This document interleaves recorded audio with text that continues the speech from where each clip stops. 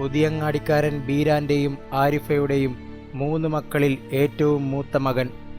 പഠനത്തിൻ്റെ ഏതു മേഖലയിലായാലും ഉന്നത വിജയം ശീലമാക്കിയിരുന്ന പ്രിയപുത്രൻ സുബൈർ വീട് വിട്ടിറങ്ങിയിട്ട് ഇന്നേക്ക് 6 വർഷം തികയുന്നു.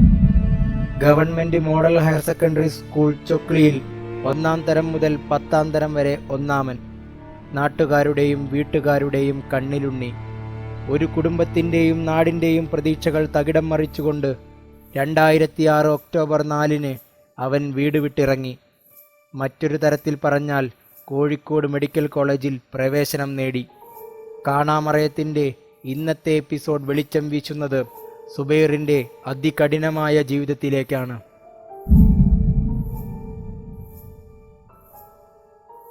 കാണാമറയത്തിന്റെ ഇന്നത്തെ എപ്പിസോഡിലേക്ക് എല്ലാവർക്കും സ്വാഗതം. ബീരാൻ കാണാമറയത്തിന്റെ ഈ എപ്പിസോഡിലേക്ക് നിങ്ങളെ സ്വാഗതം ചെയ്യുന്നു.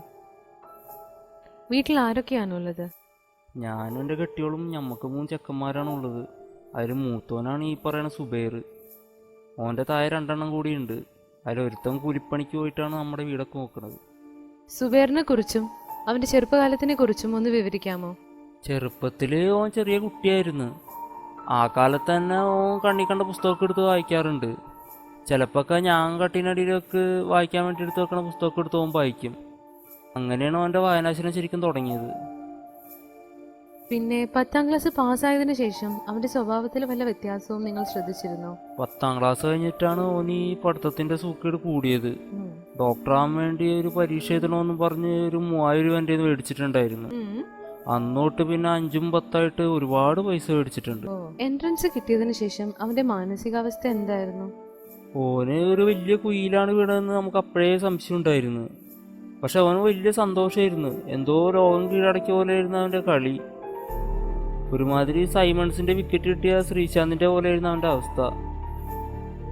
പിന്നീട് നിങ്ങൾ എപ്പോഴാണ് അവനെ കണ്ടത്? പിന്നെ നമ്മളവനെ കണ്ടിട്ടില്ല.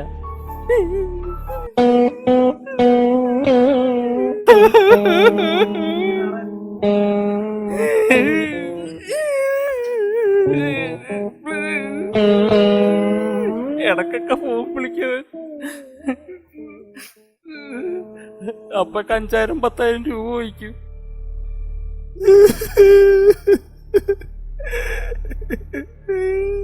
ഓൻ്റെ ഉപ്പ മരിച്ചപ്പോ പോലും ഓൻ നമ്മുടെ അടുത്ത് വന്നിട്ടില്ല.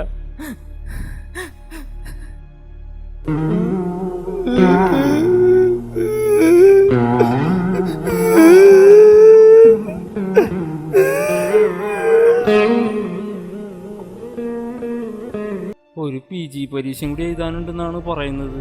അതും കൂടി എഴുതി കഴിഞ്ഞാൽ പിന്നെ ഒരു 13 കൊല്ലത്തേക്ക് ഓനെ കാണൂല എന്നാണ് നാട്ടുകാരൊക്കെ പറയണത്.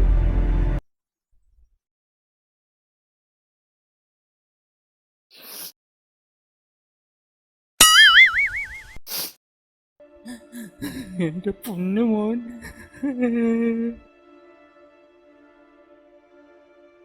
ഓൻ്റെ അനിയനിപ്പോ പണിക്ക് പോയി കായ ഉണ്ടാക്കാൻ തുടങ്ങി. ഓന് 6 ദിവസം പണിയെടുത്ത 500 കായ കിട്ടുമെന്നാ പറയണ. സുബൈറിനാണെങ്കിൽ 24 മണിക്കൂർ പണിയെടുത്ത 330 രൂപ കിട്ടുള്ളൂ. സുബൈർ ഈ പ്രോഗ്രാം കാണുകയാണെങ്കിൽ എന്താണ് നിങ്ങൾക്ക് അവനോട് പറയാനുള്ളത്? ഓനാരെങ്കിലും കാണണമെങ്കിൽ ഓനോട് പറയണം. നമ്മൾ കാണാമറയത്തെന്ന് പറഞ്ഞൊരു പരിപാടിയിൽ പങ്കെടുക്കുന്നുണ്ട്. ഓൻ്റെ 6 വർഷത്തെ പെർഫോമൻസ് കാരണം നമ്മളിപ്പോൾ ഡേഞ്ചർ സോണിലാണുള്ളത്. കായായിട്ടൊന്നും തന്നില്ലെങ്കിലും വേണ്ടില്ല, ഒരു SMS അയക്കാൻ അവനോട് പറയണം.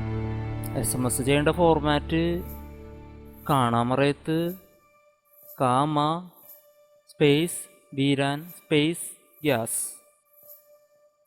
ഈ പ്രോഗ്രാം സുബൈർ കാണുന്നുണ്ടെങ്കിൽ സുബൈറിനോട് എനിക്ക് പറയാനുള്ളത് ഇത്രമാത്രം. നിങ്ങൾ കഷ്ടപ്പെട്ട് പഠിച്ച് 6 വർഷം കഴിഞ്ഞു. ഇപ്പോഴെങ്കിലും മനസ്സിലായില്ലേ നിങ്ങൾ ഒന്നും ആയില്ലെന്ന്? വറ്റാത്ത സ്നേഹത്തിൻ്റെ ഉറവയുമായി താങ്കളെ കാത്തിരിക്കുന്ന മാതാപിതാക്കളുടെ അടുത്തേക്ക് ഇനിയെങ്കിലും തിരിച്ചു വന്നൂടെ?